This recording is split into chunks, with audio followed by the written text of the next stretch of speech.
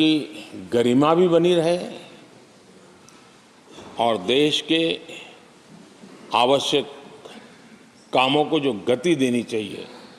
वो गति भी बनी रहे और उस काम में सदन की जो भूमिका है वो रत्ती भर भी पीछे न रहे, इसको आपने बड़ी कुशलता के साथ संभाला और दुनिया के लिए एक उदाहरण के रूप में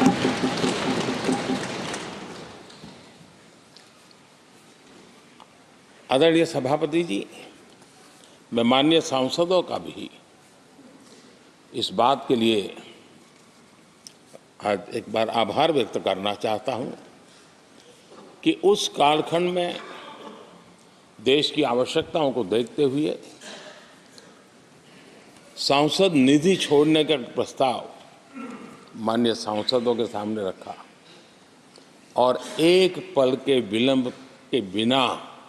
सभी माननीय सांसदों ने सांसद निधि से मुक्त। इतना ही नहीं, एक देशवासियों को पॉजिटिव मैसेज देने के लिए अपने आचरण से समाज को एक विश्वास देने के लिए सांसदों ने अपनी सैलरी में से 30% कटौती का निर्णय सबने खुद ने किया ताकि देश को भी विश्वास हुआ कि ये सबसे पहले छोड़ने वाले लोग हैं। और आदरणीय सभापति जी, हम सभी सांसद बिना कारण साल में 2 बार हिंदुस्तान के मीडिया के किसी न किसी कोने में गाली खाते रहते थे कि ये सांसदों को इतना मिलता है और कैंटीन में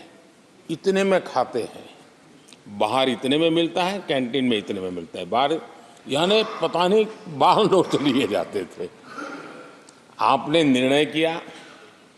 सबके लिए समान रेट होंगे कैंटीन में और सांसदों ने कभी भी विरोध नहीं किया, शिकायत भी नहीं की और सभी सांसदों की बिना कारण इतनी फजेत करने वाले लोग मजे लेते थे, उससे हम सबको आपने बचा लिया। इसके लिए भी मैं आपका आभार व्यक्त करता हूं। आदरणीय सभापति जी, ये बात सही है कि हमारे कई लोकसभा के चाहे 17वीं हो, 16वीं हो, 15वीं हो, संसद का नया भवन होना चाहिए, इसकी चर्चा सबने की, सामूहिक रूप से की, एक स्वर से की, लेकिन निर्णय नहीं होता था।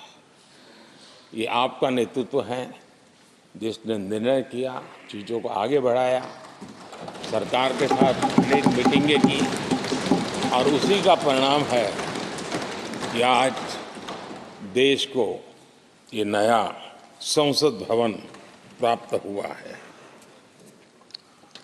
आदरणीय सभापति जी, एक संसद के नए भवन में एक विरासत का अंश और जो आज़ादी की पहली पल थी उसको जीवंत रखने का हमेशा हमेशा हमारे मार्गदर्शक रूप में ये सेंगोल को यहाँ स्थापित करने का काम और अब प्रतिवर्ष उसको सेरेमोनियल इवेंट के रूप में उसको हिस्सा बनाने का एक बहुत बड़ा काम आपके नेतृत्व में हुआ है, जो भारत की आने वाली पीढ़ियों को हमेशा हमेशा हमें आज़ादी के उस प्रथम पल के साथ जोड़ के रखेगा और आज़ादी की वो पल क्यों थी हमें वो याद रहेगा, तो देश को आगे ले जाने की वो प्रेरणा भी बनी रहेगी। उस पवित्र काम को आपने किया है। आदरणीय सभापति जी, ये भी सही है कि इस कालखंड में G20 की अध्यक्षता का भारत को मिली। भारत को बहुत सम्मान मिला। देश के हर राज्य ने अपने अपने तरीके से विश्व के सामने भारत का सामर्थ्य और अपने राज्य की पहचान बखूबी प्रस्तुत की, जिसका प्रभाव आज भी विश्व के मन पर है। उसके साथ आपके नेतृत्व में G20 की तरह P20 का जो सम्मेलन हुआ और विश्व के अनेक देशों के स्पीकर्स यहाँ आए और मदर ऑफ डेमोक्रेसी भारत किस महान परंपरा को लेकर के, किस डेमोक्रेटिक वैल्यूज को लेकर के सदियों से हम आगे बढ़े हैं। व्यवस्थाएं बदली होगी, लेकिन डेमोक्रेटिक मन भारत का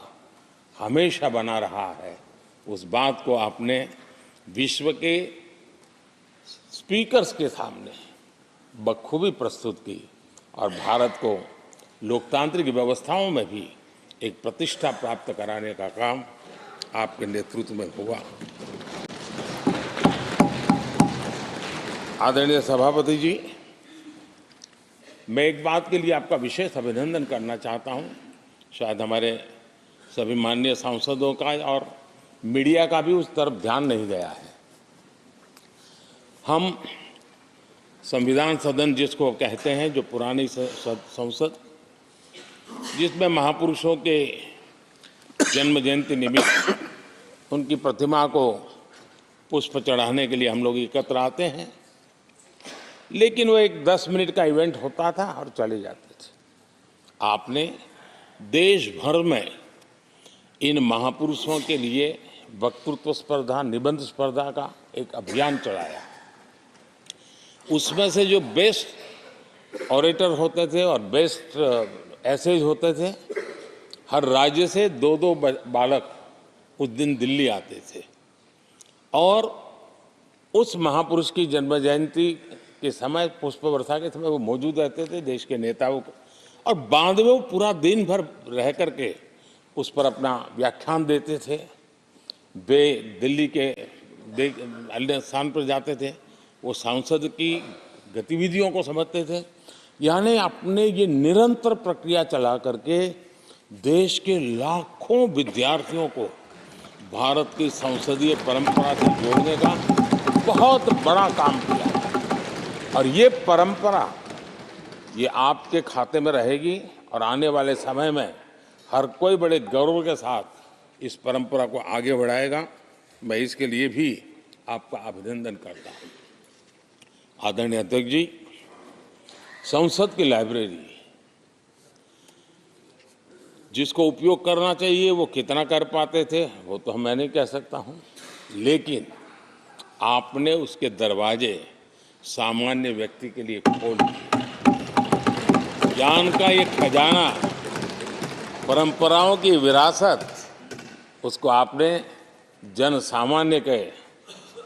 लिए खोल करके बहुत बड़ी सेवा की है। मैं इसके लिए भी आपका हृदय से अभिनंदन करता हूं। पेपरलेस पार्लियामेंट, डिजिटलाइजेशन, आपने आधुनिक टेक्नोलॉजी